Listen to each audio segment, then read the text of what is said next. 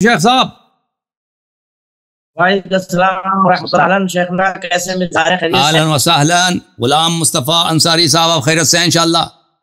مزاج شریف صحیح ہے؟ الحمدللہ آپ کی دعا روزے کیسے جا رہے ہیں آپ اللہ کے؟ کا کرم الحمدللہ الحمدللہ الحمدللہ اب بہت معاف کیجیے آپ کو انتظار کرنا پڑا، بہت معذرت چاہتے ہیں۔ جی میں آپ کی پورا آپ کا لیکچر سن رہا تھا جی سر ماشاءاللہ، آپ نے انتہائی عمدہ طریقے سے، لیکن بدقسمتی یہ ہے کہ ان حضرات کو یہ بات ابھی تک ان کے ذہنوں میں نہیں ہے کہ غیر اللہ کہتے کس، یہ بنیادی طور پر اسی مسئلے میں پھنسے ہوئے ہیں۔ جی سر باقی ان کے اپنے علماء اپنے بارے میں کیا کہتے ہیں وہ تو اس طرف ان کی توجہ ہے ہی نہیں، بالکل اس بات کو وہ متوجہ ہے ہی نہیں۔ آپ نے جس طرح اور کتابوں کے حوالے ریفرنس دیے کہ اگر یہ جنید بغدادی کتے کی طرف اپنی نگاہ کریں تو اسے بھی ولی بنا دیتا ہے، کتے کو کتوں کا پیر، ہمیں تو نہیں معلوم تھا کہ کتوں میں بھی پیری مریدی ہوتی ہے، یہ پہلی دفعہ پتہ چلا۔ وہ تو بہت سارے مریدوں کے ساتھ مراقبہ شروع ہو گیا۔ اب دیکھیں کتوں نے بھی مراقبہ شروع کر دی۔ میں پڑھ رہا تھا باقاعدہ قسمتی یہ ہے کہ ائمہ اہل بیت علیہ السلام وہ ذات کبریا سے الگ کر کے یہ کیا کہنا چاہتے ہیں؟ بنیادی طور بنجا وما تشاؤون الا ان یشاء اللہ، جن کی مشیت، جن کا ارادہ، جن کی خواہش خدا کی خواہش ہو تو ان کا فعل بھی خدا ہی کا فعل ہوتا ہے۔ بنیادی طور پر اگر اس بات کی طرف توجہ دی جائے تو سورۃ الحدید میں اللہ پاک نے اسی استمداد کے بارے میں بڑے واضح الفاظ میں فرمایا، بسم اللہ الرحمن الرحیم، وانزلنا الحدید فیہ بأس شدید ومنافع للناس ولیعلم اللہ من ینصرہ ورسلہ بالغیب۔ یا اللہ اپنے بارے میں تو نہیں فرما رہا، اللہ اس ذات کو ظاہر کرنا چاہ رہا ہے اس لوہے کے نازل ہونے کے ذریعے سے، من ینصرہ ورسلہ بالغیب، کون ہے جو خود خدا کا مددگار ہے اور اس کے رسولوں کا مددگار غیب میں رہے، تو یہ کہ خدا کس کو ظاہر کرنا چاہے؟ تمام سنی شیعہ تفاسیر کو اگر دیکھا جائے تو انزلنا الحدید کا مصداق کون ہے سوائے ذوالفقار مولا امیر المؤمنین علی علیہ السلام، جو جنگ احد میں تمام شمع رسالت کے پروانے رسالت کو چھوڑ کے اڑ گئے تھے، تو اس وقت یہ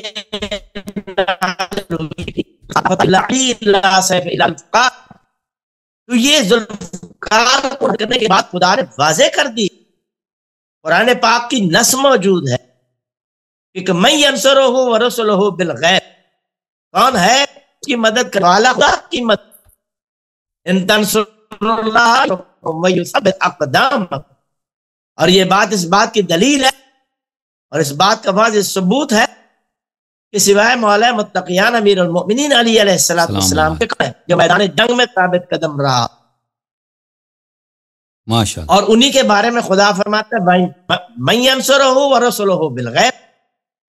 اور اسی طرح اگر آپ سورہ الاحزاب اس کا مطالعہ کریں، جنگ خندق جو رسول خدا صلی اللہ علیہ وآلہ وسلم کی زندگی کا مہم ترین مارکہ، یعنی اگر آپ تاریخ انسانیت کا مطالعہ کریں تو دو ہی موقع ہیں جہاں سوائے مولا متقیان امیر المومنین علی علیہ السلام کے کوئی اور نہیں ہے ظاہر۔ پہلا موقع اگر آپ دیکھیں گے تو وہ دعوت ذوالعشیر ہے، جب رسول خدا صلی اللہ علیہ وآلہ وسلم نے انتہائی رازدارانہ انداز میں گفتگو فرمائی، ایکم ان یوارزنی فی ھذا الامر ان یکون اخی و وصی و خلیفت، اور سوائے مولا علی علیہ السلام کے کوئی نہیں اٹھا یا رسول اللہ۔ لیکن ہمیں یہاں پر اس وقت خاموش بیٹھے رہے، ان سے کوئی گلہ شکوہ نہیں ہے، کیونکہ اس وقت یہ مسلمان نہیں ہوئے، انہوں نے کلمہ نہیں پڑھا۔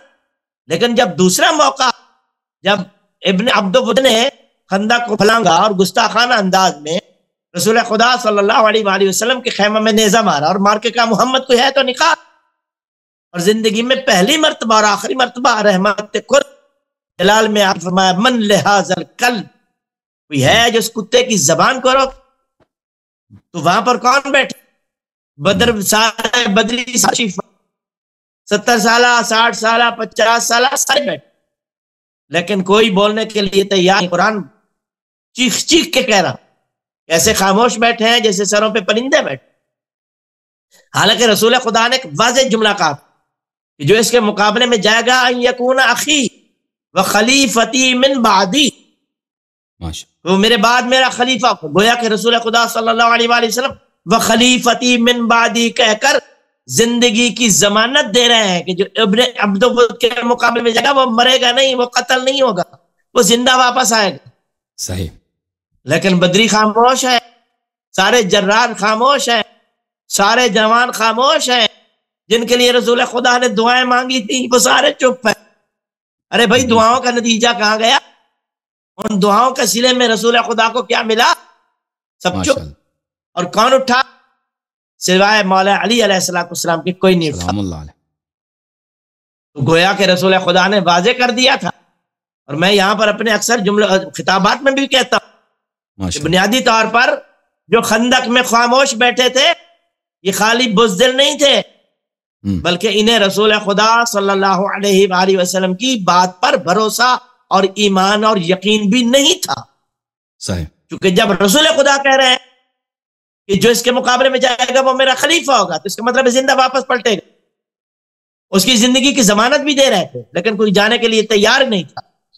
گئے مولا علی علیہ السلام اور پھر قرآن پاک نے کیا جواب دیا؟ سبحان اللہ. وَكَفَى اللَّهُ الْمُؤْمِنِينَ الْقِتَالَ وَكَانَ اللَّهُ قَوِيًّا عَزِيزًا. صحیح. کون گیا ہے لڑنے کے لیے؟ کون گیا ہے میدان احزاب میں جنگ کرنے کے لیے؟ مولا علی علیہ السلام. اور خدا کیا کہہ رہے؟ وَكَفَى اللَّهُ الْمُؤْمِنِينَ الْقِتَالَ. یہاں مولا علی علیہ السلام کے قتال کو خدا اپنا قتال کہہ رہا. ماشاءاللہ. گویا علی علیہ السلام کے عمل کو خدا اپنا عمل قرار دے رہا. ماشاءاللہ. تو جس علی علیہ السلام کے قتال اور عمل کو خدا اپنا عمل قرار دیتا ہے وہ غیر اللہ کیسے ہو سکتا ہے؟ اس کا فعل خدا کا فعل ہے، اس کی مشیت خدا کی مشیت ہے. تو اس کا مطلب یہ ہے ان کا مدد کرنا خدا کا مدد کرنا ہے، ان سے مانگنا خدا سے مانگنا ہے، ان کا عطا کرنا خدا کا عطا کرنا ہے. وہ یدہ المبسوطۃ فی خلقہ بعین اللہ الناظرہ.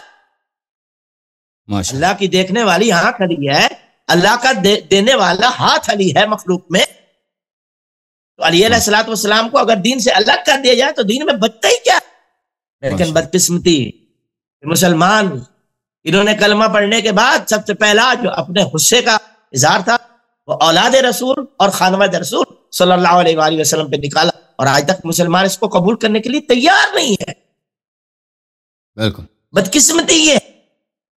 میں نے گزشتہ آپ کے ساتھ ان گفتگو میں بھی یہی عرض کیا تھا کہ عالم اسلام میں دراصل جو اختلاف ہے وہ ذات پیغمبر محمد صلی اللہ علیہ وآلہ وسلم پر آ رہا. ائمہ اہل بیت علیہ السلام میں تو بات کی بات. صحیح. جن لوگوں نے رسول پاک صلی اللہ علیہ وآلہ وسلم کے احترام کا حق ادا نہیں کیا ان سے ہم مولا علی علیہ السلام کے احترام کے لیے کیوں خواہش کریں؟ ہم اہل بیت علیہ السلام کے ادب و احترام کے لیے کیا خواہش کریں؟ جن کے ہاں محمد رسول اللہ صلی اللہ علیہ وآلہ وسلم کا کوئی احترام، جن کے ہاں محمد رسول اللہ 1400 سال ہو گئے اور آج تک مسلمان اس بات کو سمجھنے کے لیے تیار ہی نہیں ہے، اپنی اپنی محبتوں میں پھنسا ہوا. ارے بھیا کسی کی محبت کا کیا معیار؟ اگر رسول خدا صلی اللہ علیہ وآلہ وسلم کا متبع ہے، محمد مصطفیٰ صلی اللہ علیہ وآلہ وسلم کا اطاعت گزار ہے، وہ قابل تعظیم ہے، وہ قابل تکریم ہے، سب کچھ. اور اگر محمد رسول اللہ کا وفادار نہیں تو کچھ بھی نہیں.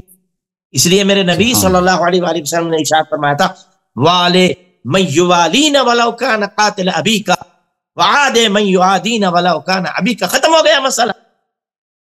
یعنی محبت اور نفرت کا جو محور ہے رسول خدا صلی اللہ علیہ وسلم نے واضح کر دی کہ اس سے محبت کرنی ہے جو ہم اہل بیت سے.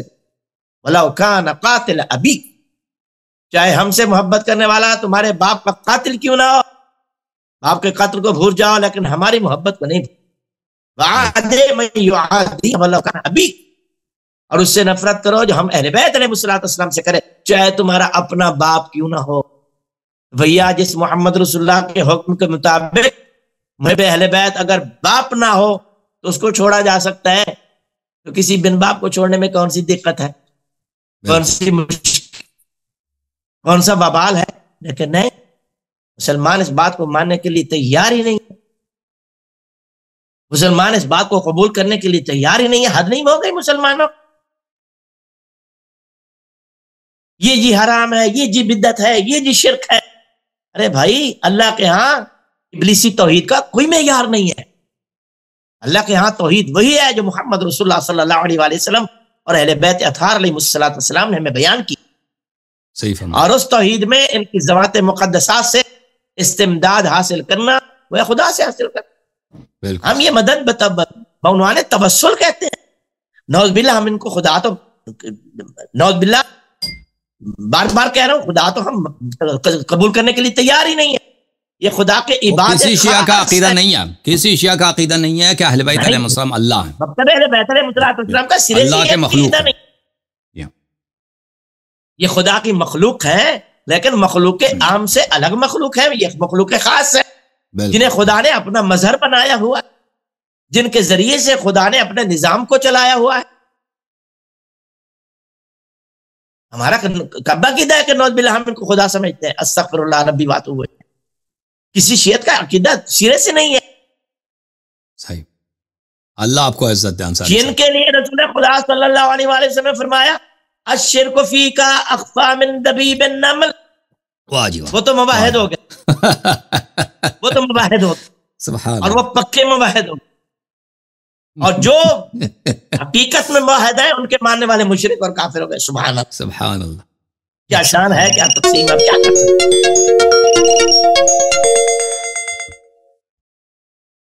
صحیح فرما رہے ہیں شیخ صاحب. اللہ آپ کو بہت جزائے خیر دے. آپ سنائیں رمضان کیسا جا رہا ہے آپ کا شیخ صاحب؟ الحمدللہ جی، مولا کا احسان ہے. آج کل الحمدللہ مجالس وغیرہ ہوتی ہیں آپ کے ہاں، سب خوش ہیں؟ جی الحمدللہ الحمدللہ الحمدللہ الحمدللہ. اللہ کا لاکھ لاکھ شکر ہے کہ آپ راضی ہیں الحمدللہ. اور اللہ تعالیٰ آپ کو بہت عزت دے، بہت سلامتی دے. ہم بہت خوش ہیں آپ کو دیکھ کر. آپ کی تشریف آوری کا بڑا شکریہ. آپ نے اس پروگرام میں تشریف لا کر بہت عزت بخشی ہے. اور اللہ آپ کو بہت جزائے خیر دے. مومنین کو اس حقیر کا جو سلام پہنچا دیجئے انشاءاللہ، آپ کے اپنے احباب کو، گھر والوں کو. جی انشاءاللہ ضرور انشاءاللہ. Thank you. طیب اللہ انفاسکم. بہت استفادہ کیا. اللہ آپ کو عزت دے.